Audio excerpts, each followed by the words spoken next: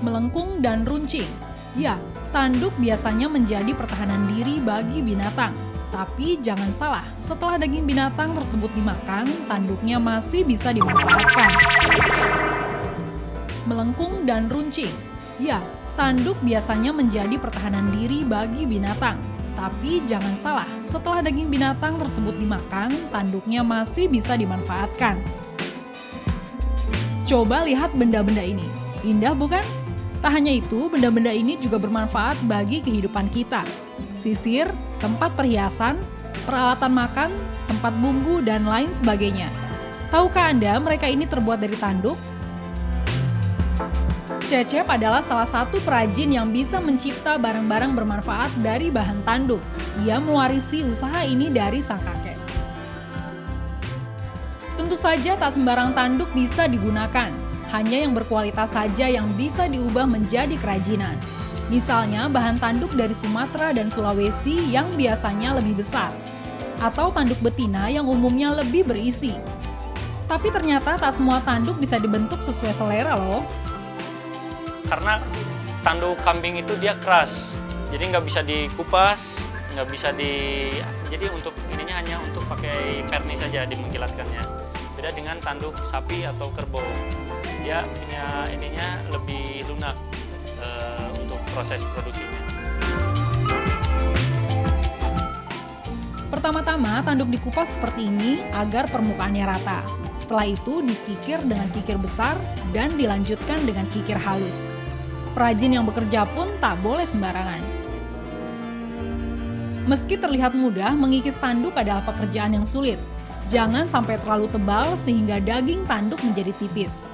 Karena daging tanduk yang tipis sangat rentan untuk dibentuk. Setelah proses pengikiran selesai, tanduk baru dibentuk sesuai selera. Nah, kalau tekstur yang rata seperti ini, bagaimana cara membentuknya ya? Setelah dibakar nanti ataupun setelah digoreng, proses masuk ke proses pengepresan. Nah, itu masuk di press, didiamkan beberapa saat atau beberapa jam, paling sebentar ya 2 atau 3 jam lah. Untuk mendapatkan warna yang mengkilat, tanduk biasanya dihaluskan dengan daun amplas dan eternit. Lalu diukir sesuai selera. Mengukir tanduk pun tak boleh sembarangan, karena prosesnya tak bisa diulang-ulang.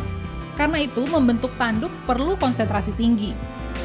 Dari bahan baku saja, harga dari kerbau hitam dengan harga kerbau putih udah kurang lebih 3 kali lipat. Otomatis harga jual kita juga udah lebih dari yang hitam. Seperti itu. Bagi Anda yang punya hiasan atau barang-barang dari tanduk di rumah, tak perlu pusing merawatnya. Jika warnanya sudah memudar, cukup gosok-gosok permukaannya dengan minyak seperti ini, dan tanduk pun kembali mengkilat. Tanduk asli memang sedikit rentan dengan suhu tinggi, tapi tak usah takut jika bentuknya sedikit bengkok. Cukup panaskan di atas lampu semprong dan ratakan seperti ini.